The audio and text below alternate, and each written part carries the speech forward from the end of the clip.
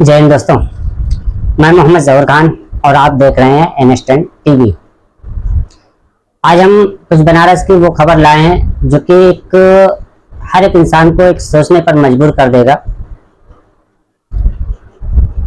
जो कि आज चुनाव का जो माहौल चल रहा है, हर पार्टियां जो है लुभावने ऑफर लेकर आ रही हैं।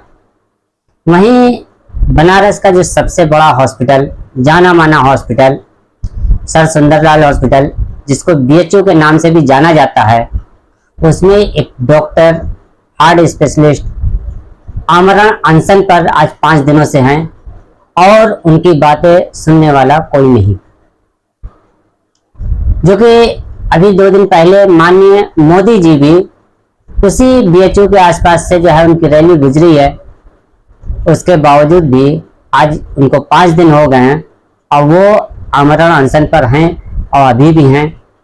तो उनसे हम बात करेंगे, लेकिन उससे पहले आप लोगों से गुजारिश है कि जो लोग मेरे चैनल को अभी तक सब्सक्राइब नहीं किए हैं, चैनल को सब्सक्राइब कर लें, लाइक करें, शेयर करें, बेल आइकन दबाना न भूलें ताकि हमारी वीडियो आपको समय पर मिलती रहे। तो आइए वीडियो शुरू करते हैं।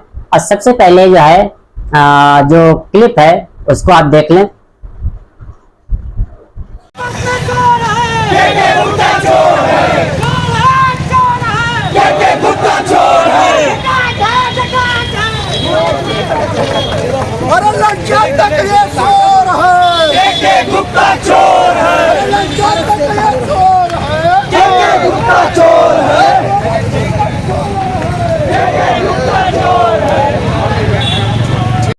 तो आइए डॉक्टर साहब के तरफ भी चल देंगे, लेकिन जो ये अनशन पर बैठे हुए हैं, जो आंदोलन पर बैठे हैं, उसकी जो है कुछ डिटेल हम आपको बता दें, जो कि ये आप स्क्रीन पर देख भी रहे हैं। आमरण अनशन प्रो डॉक्टर ओम शंकर जी, ये 11 मई 2024 से जो है शुरू है। चिकित्सा विभाग संस्थान के निदेशक द्वारा हृदय रोग विभाग को सुपर स्पेशलिस्ट भवन में आवंटित संपूर्ण 4था तल एवं 5वां तल का आधा तुरंत मरीजों के लिए खोला जाए। भ्रष्टाचारी चिकित्सा अधीक्षक डॉक्टर के गुप्ता को तत्काल निलंबित करके उन पर विधिक दंडात्मक कार्रवाई किया जाए। स्थान कमरा नंबर 19, हृदय रोग विभाग, सर सुंदरलाल हॉस्पिटल। तो ये जो है जो उनकी मांगे हैं, जो कि एक डॉक्टर को जो है निकालने के लिए भी बात किया जा रहा है, भ्रष्टाचार बोला जा रहा है। तो चलिए आइए डॉक्टर साहब से हम डायरेक्ट बात करते हैं और उनकी ज़ुबानी सुनते हैं कि आखिर बात क्या है।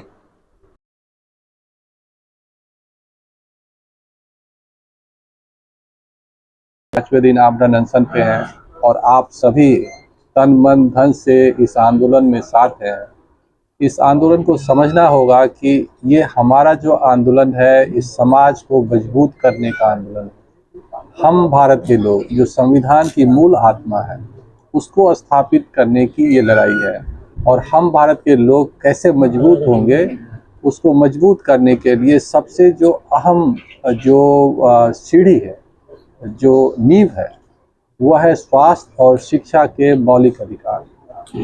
स्वास्थ्य और शिक्षा के मौलिक अधिकार जब तक हमारे देश के हर बच्चों को, हर नागरिकों को उपलब्ध नहीं होगा, तब तक हमारा समाज कभी भी मजबूत नहीं हो सकता है।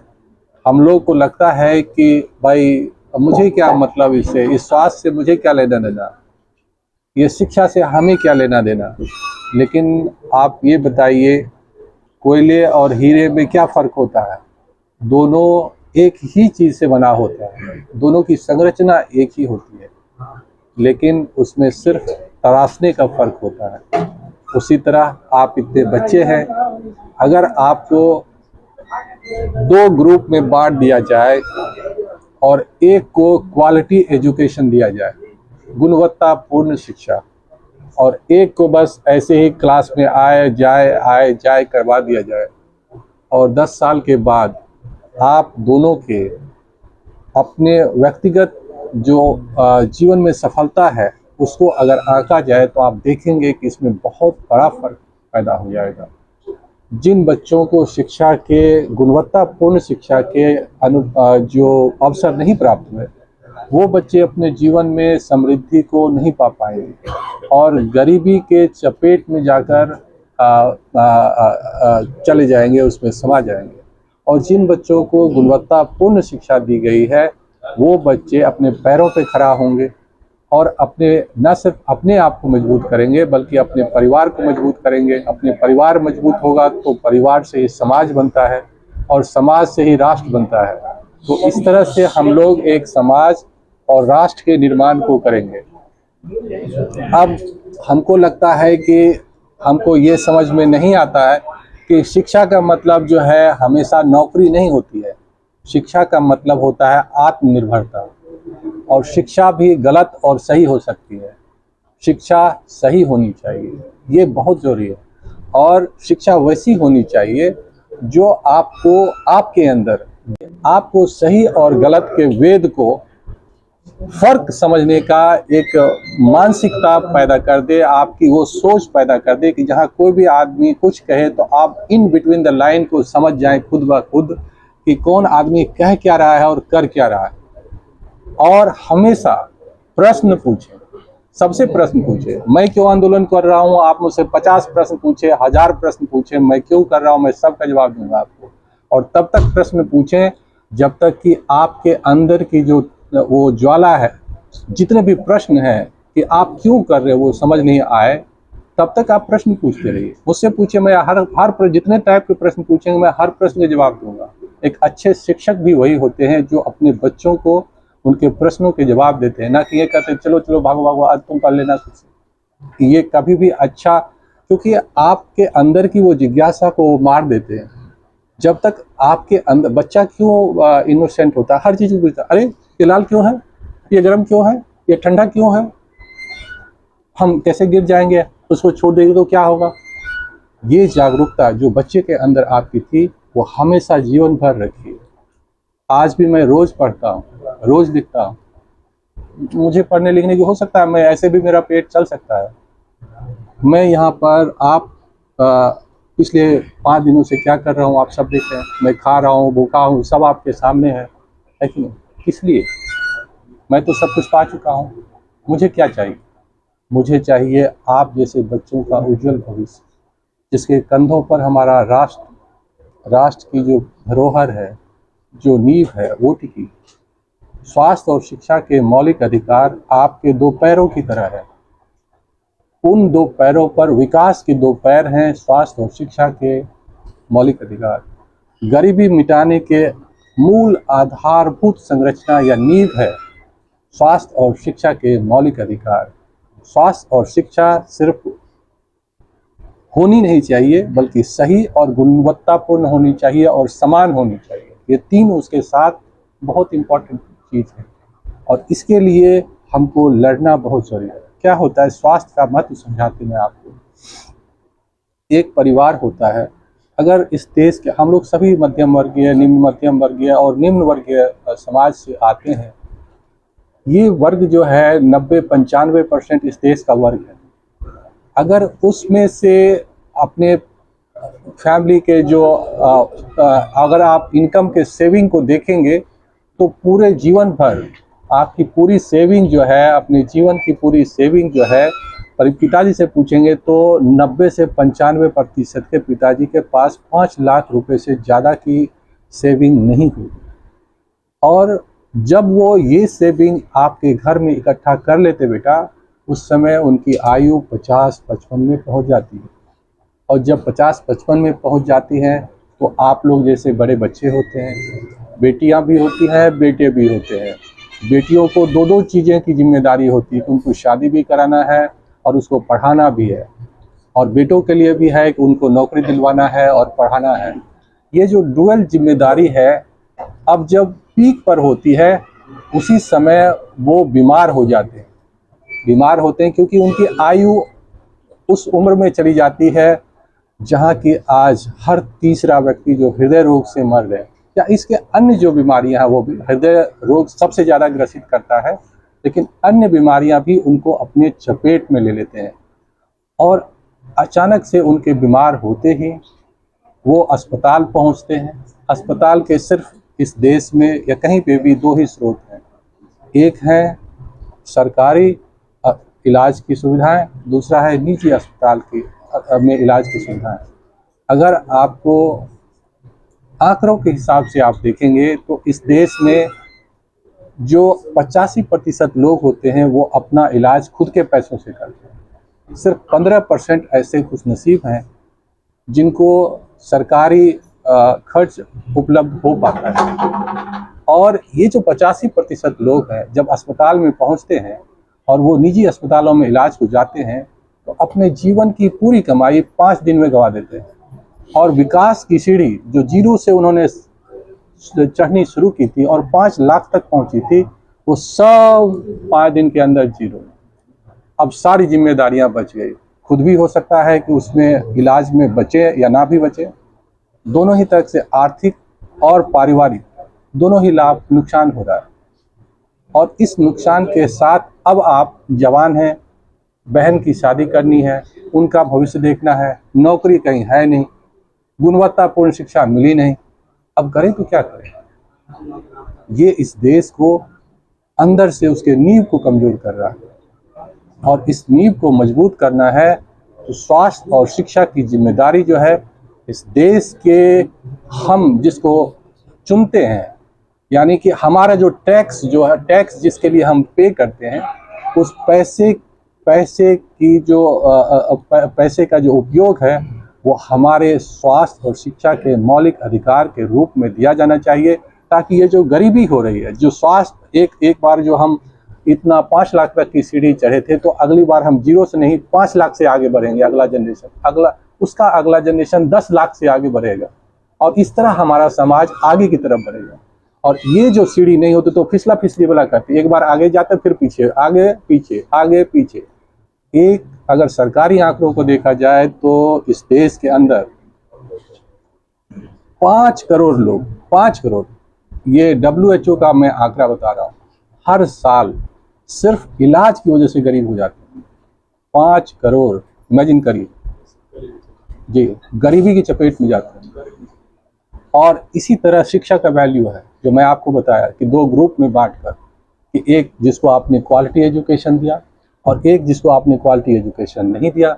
अगर क्वालिटी एजुकेशन देंगे तो जरूरी नहीं है कि नौकरी ही मिल जाए सब आदमी को, लेकिन जहाँ भी रहेंगे, जैसे आज मैं एक चिकित्सक हूँ, आप मेरी नौकरी ले लीजिए, आप मेरी डिग्री भी ले लीजिए, लेकिन मैं जहाँ भी जाऊँगा, खेती करने भी जाऊँगा तो मैं गुणवत्तापूर्ण अनाज उपजाऊँगा, अपने दिमाग का इस्तेमाल करूँगा, टेक्नोलॉजी का इस्तेमाल करूँगा कि कम खर्च में ज़्यादा से ज़्यादा लाभ मैं कैसे कमा सकता हूँ, कैसे अपनी उपज ऐसी करूँ जिसमें कि ज़्यादा से ज़्यादा पैसे मुझे मिले। घर के किसान जो है वो हो सकता है कि वो चावल गेहूँ उपजाए, और हो सकता है कि हम ऐसी चीज़ उपजाए जो केसर उपजाए और वहाँ पर जो है लाखों रुपया जो है 1 किलो का दाम हो। उपजा 2 ही रहे हैं, लेकिन हमारे पास बहुत पैसे होंगे उसी खेती से, और दूसरे के पास उसी खेती से सिर्फ पेट भरने तक का होगा। यानी ज्ञान की महत्ता गरीबी मिटाने में कितनी महत्वपूर्ण है, इसको समझना पड़ेगा। और हम लोग कोई बेवकूफ़ नहीं है। आप समझते हैं कि मैं एक कार्डियोलॉजिस्ट हूँ, पढ़ा लिखा हूँ, और पिछले लगातार 15 सालों से स्वास्थ्य और शिक्षा के मौलिक अधिकार पर ये चौथा आंदोलन है। पहला आंदोलन 15 दिन आमरण अनशन, 14 महीने सस्पेंड रहा। मुझे सस्पेंड होने की क्या जरूरत थी? क्या जरूरत थी सस्पेंड होने की? मैं तो आराम से घूम ही रहा था, सैलरी मिल ही रही थी। लेकिन आप, ये समाज, आपसे जो मेरा जुड़ाव है, इस देश से, इस देश की मिट्टी से और इस देश के लोगों से जो मेरा जुड़ाव है, उस जुड़ाव की वजह से मैंने अपने जीवन को हमेशा ही आग के सामने झोंक दिया। तो मुझे लगता है कि आप लोगों की इसके महत्व को समझना चाहिए। आप लोग पढ़े लिखे बच्चे हैं, समझदार हैं। अगर हम इस क्रांति को पूरे देश में फैलाएंगे तो मुझे नहीं लगता कि वो दिन 10 या 15 साल दूर है जबकि हमारा राष्ट्र सच में एक समृद्ध राष्ट्र होगा। हम लोग इस गरीबी से लड़के अपने समाज को आगे ले पाएंगे। हम लोग 5 किलो अनाज पर आश्रित समाज नहीं बनाना चाहते हैं, बल्कि हम वैसा समाज बनाते हैं जो 50 किलो खुद से उपजा सकता है, वो अपनी पैरों पर, अपने कंधों पर खुद खड़ा हो सकता है। और अगर आप देखें कि विकास जो है 2 तरह का होता है। एक तरह का ऐसा विकास एक तरह का ऐसा विकास होता है जहाँ कुछ लोगों का विकास होता है। वो कुछ लोगों वाला विकास क्या होता है, जैसे अंग्रेज आए, यहाँ पर रेल बनाए, रोड बनाए, और आपके उस रेल और रोड का इस्तेमाल करके आपका सारा माल अपने देश लेकर चले गए, और उससे कुछ लोगों का भला हुआ जो हमारे भी नहीं थे, और हमारे भी समाज के कुछ लोगों का उससे फायदा हुआ। लेकिन शिक्षा और स्वास्थ्य से पूरे समाज का विकास होता है, इसका समग्र विकास होता है, यानी हॉरिजॉन्टल डेवलपमेंट होता है। और कैपिटलिस्टिक जो मॉडल है उसमें कुछ लोगों का विकास होता है और बाकी लोग उसके शोषण के शिकार होते हैं, जो अभी आप अपने आँख से अपने 10 साल के 20 साल के शासनकाल में देख सकते हैं। जब पूंजीवाद हमारे देश में आया 90 के दशक के बाद, इस देश में गरीबी बढ़ती गई और समानता, आर्थिक असमानता बढ़ती गई।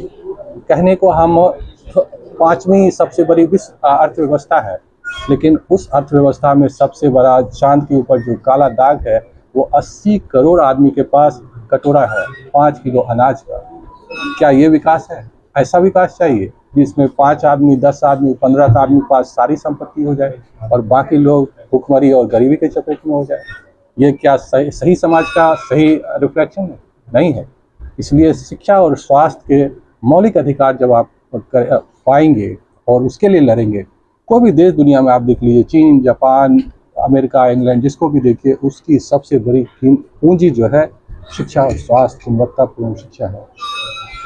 और इसी पर हम लोग को लड़ना, इस लड़ाई को अगर हम समझ गए और अपने जीवन में अगर इसको हर आदमी ओम शंकर बन के लड़ना शुरू कर दिए, तो मैं यकीन से कह सकता हूं कि अगले 20 साल में हमारा देश दुनिया में सबसे ऊंचा राष्ट्र हो। कोई नहीं झुका सकता। यहाँ गरीबी नाम दूर से आपसे देखेंगे नहीं, किसी के घर में तो गरीबी नहीं होगी, हर आदमी अमीर होगा। और ये दिन दूर नहीं, हम लोग को कसम खाना होगा कि हम लोग ऐसे ही रास्ते से विकास की सीढ़ी को चढ़ेंगे। गलत रास्तों से नहीं, वो रास्ते नहीं अपनाएंगे, सही रास्ते पे चलेंगे। और हर आदमी अपना मिशन बना ले कि अपने जीवन में इसके लिए काम करेंगे। हमेशा जब भी बात करेंगे, समाज को बांटने का नहीं, समाज को जोड़ने की बात करेंगे। और आप स्वास्थ्य और शिक्षा की नीतियों में बोलिए ना, दोनों विपक्ष और पक्ष से, भाई आप क्या करोगे इसके लिए? उपाष्ट्रपति जी नहीं, मैं कह रहा हूँ तो कि चाहे कोई भी हो, हम ये उस पर निर्धारित करवाएं, सब जो भी राजनीति करे हम उसको दें कि आप बताइए आप स्वास्थ्य के मौलिक अधिकार को कैसे लागू करेंगे, उसमें कितने बजट देंगे, किस किस तरीके से देंगे, किस किस को एलोकेट करेंगे, किस फंड में देंगे, किस तरीके से देंगे। तब हम उस हिसाब से चुनेंगे कि हमारा जो नेता कौन सा हो। जब हम जाति धर्म के नाम पर चुनाव, बाकी जगह आप जाति धर्म जो भी करना करिए, लेकिन चुनाव के समय सिर्फ और सिर्फ स्वास्थ्य और शिक्षा के मौलिक अधिकार जो है उस पर केंद्रित करके ही वोट देने का सवाल पूछिए। अपने जिन पर आपको वोट चाहिए मेरा, मैं दूंगा आपको, लेकिन आप कैसे हमारे लिए ये काम करेंगे ये बताइए। आप चाहे कोई भी पार्टी को, मैं आपको वोट दूंगा, लेकिन आप सुनिश्चित करिए, आप मुझे रोड मत बताइए, आप अपने जो मैनिफेस्टो है उसको लीगल बनाइए कि मेरी ये गारंटी है। गारंटी का मतलब लीगल गारंटी होना चाहिए, ऐसा नहीं कि मैंने कह दिया इसलिए। आप कानूनी स्टाम्प पेपर पर लिख के दीजिए कि ये मेरी गारंटी है, अगर मैं नहीं होगा तो मेरे अगेंस्ट में एक्शन लिए जाए, वो हुआ गारंटी कानूनी रूप से।